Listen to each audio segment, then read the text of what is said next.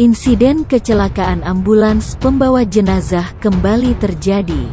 Sebuah ambulans yang membawa jenazah mengalami kecelakaan di Desa Mekargalih, Kecamatan Cikalong, Kabupaten Cianjur, Kamis tanggal 4 November tahun 2021.